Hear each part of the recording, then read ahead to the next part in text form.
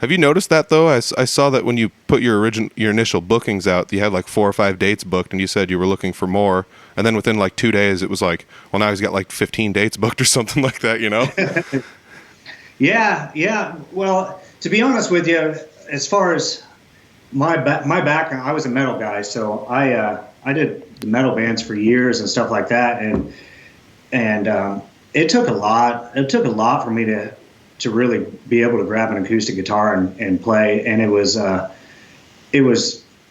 was terrible at first. You know, I still have my days. You know, we all do, but I had to go out there with friends, you know, 2 or 3 other guys that would kind of back me up, and they would sing stuff and I would sing stuff, you know, to even get me out of the shell, because I'm used to being out there with a band and just raging, you know, and having all the confidence in the world to sit up there and feel like you're naked with an acoustic guitar is just one of the toughest things in the world, I think, you know. And you know, so when I started doing that, it took a little trio that I had in order to even get me to attempt it, and then even then, you know, the last couple of years, I haven't really been that active. I play maybe 4 or 5 shows a year. That's it. You know, I deal, you know, like we all deal with depression and shit like that. And, you know, that stuff just weighs heavy on you. And, you know, I get done with the show and I just eat myself alive, and, you know, and not take it in, you know, and I'm looking at the wrong things, I think, you know, and stuff like that. So I struggled with that for a long time. And once I've finally come out of my shell and hanging out with some friends and doing writers rounds and stuff like that, I'm like, man, let's just go have fun. Let's go have fun and make music. You know, just like you said earlier, the Barnum Jam, some of those are 3 chords, you know, and some of them are very intricate songs and stuff like that, that people play. And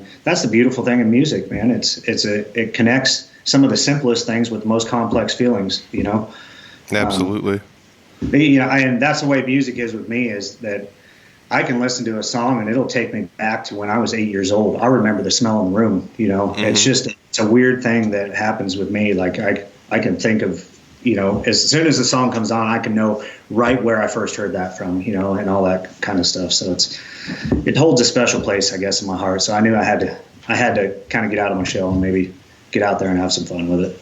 Well, stop being so critical, you know? Yeah. I mean, it's comforting to know that other people have that feeling, though, too. Because, I mean, I played in a punk band in high school, and then just, like, didn't play through most of my 20s. And then I joined another punk band in my late 20s and was like, all right, let's do this. And then I started playing, you know, by myself in my basement. And I was like, I could probably do the acoustic solo thing. So I booked a show, and it's exactly like you said. When it was done, I was just like, that was garbage. I'm never going to do this again. Everybody hated it and stuff like that. I was just so down on myself. And the bartender at the place was just like, you don't seem happy about how you did. And I'm like, no, I don't. I'm like, I'm not happy about it. It was horrible. And he was like, dude, nobody else in here can do this. Like, you did awesome, you know? And it's like, oh, I never really thought of it that way, you know? Like, to the layman, they're just like, this was killer. Somebody was in here playing music and I can't do any of that, you know? And